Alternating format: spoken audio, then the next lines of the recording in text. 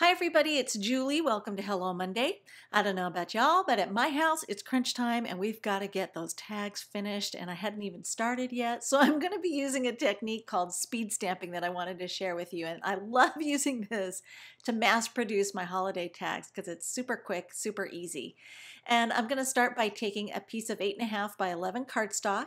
Right now it's vertically oriented on my Martha Stewart scoreboard and I'm going to score at 4¼ inches. And then I'll rotate the paper and score at 5.5 and also at 2¾ and then again at 8¼ I don't know why, but for me it always helps to start in the middle and then work my way outward when I'm doing this, but the measurements are on the blog so you can follow along.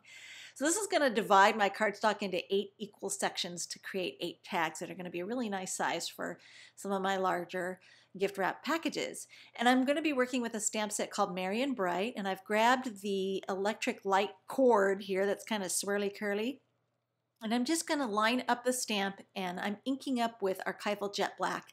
And I'm going to stamp along that 11-inch edge all the way across, all of them at one time. So it's all done. And I'm only going to need to do 2 impressions along each length there.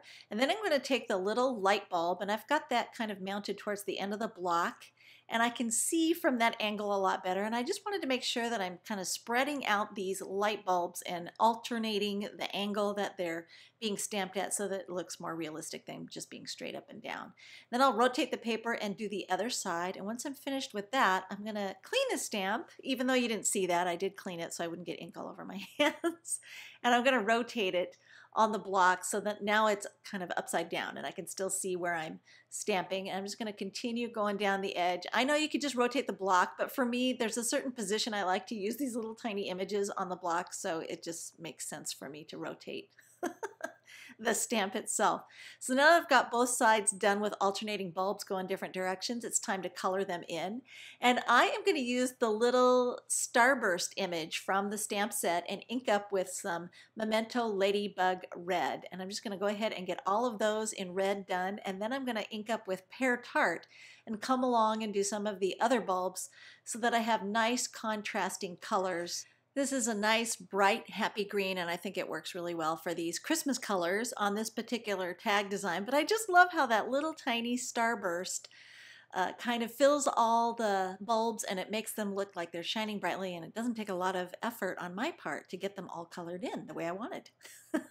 So now I'm going to cut the tags apart, and later on you'll see why in hindsight I wish I had thought to add my glitter at that point. I added some glitter tape towards the end, and I should have added it to the bottom edges of the tags first before I started cutting everything apart, but it was an afterthought for me, and I wish now I had thought of that. So learn from me and add that glitter tape if you want it before you start cutting everything apart. So now I wanted to make my own reinforcers for each of the tags. So I used a 1/2-inch circle punch to punch some black cardstock. This is Licorice by Basil.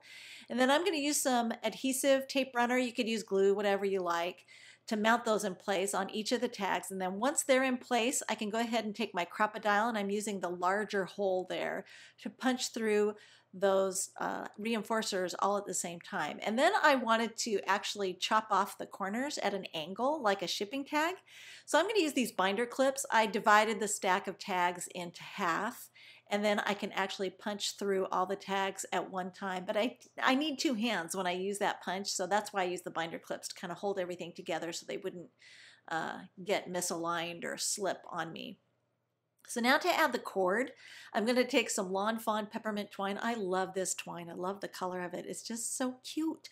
And I'm going to wrap it around a piece of chipboard that I already cut to size. It's 5 inches wide, and this is going to make each of these lengths once I cut them off. This is a great way to cut multiple lengths of cord all the same length, or ribbon, whatever you happen to be cutting. You'll get all these different pieces all at one time by wrapping it around. And I just cut one end, so I'd end up with 8 pieces that were 10 inches long. And then I can fold them in half and slip knot them right through the reinforcement there on the tag, and they're all done. And here you can see how they're all finished.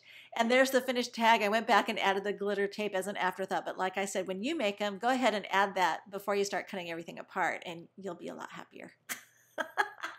So for another tag, I did the same thing. I pre-scored this sheet of cardstock. This is Neenah Heavyweight Solar White, and I'm going to be using a set called Bokeh Dots to stamp this scribbly circle. I wanted to create kind of a wreath effect, and that's a great use for this particular image.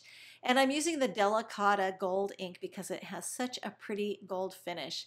And then I'm going to borrow some of these little stars from a set called Cozy Christmas that we released last year. It's still one of my favorites. And I'm also going to ink up with Delicata Gold and stamp these all into the same position. And here you can see just how fast it goes because these are all together. They haven't been separated yet. And so it's easy for me to just go bam, bam, bam, bam, bam. And when I get going, I mean, I tell you, the ink is flying. I grabbed one of the other little stars in the set to just add a couple more random stars here and there to balance out my little wreaths here. And now I'm going to go ahead and start cutting everything apart. And I'm using the Tonic guillotine or bypass trimmer. I love this trimmer because I always get such great cuts with it. Nice and straight. And I'm going to take some die cuts. These are the Joy dies that we released last year. It's kind of a brushstroke font, and I absolutely love it because it's so sophisticated looking. And I'm just holding it with my tweezers and applying a fine bead of glue to the back because I am really pumping these out. It's like I didn't want to put it down on the table. No, I'm going to grab it with my tweezers, and it's wide enough and large enough in the scale of the font that I can do that midair by holding it with the tweezers, and I don't have to worry about putting it down on my work surface. Now for more delicate, skinnier word dies, I kind of need to anchor it down onto the work surface. And here again, I'm using binder clips to hold the tags together so I can punch through them with the Crop-A-Dile.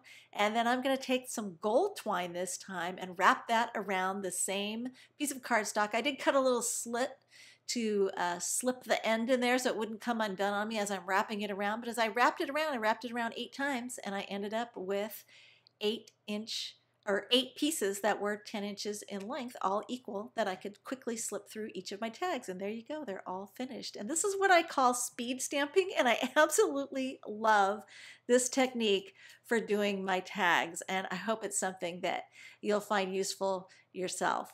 There are more still shots at the blog, and further details, all the supplies are available at ellenhutson.com, and thanks for watching.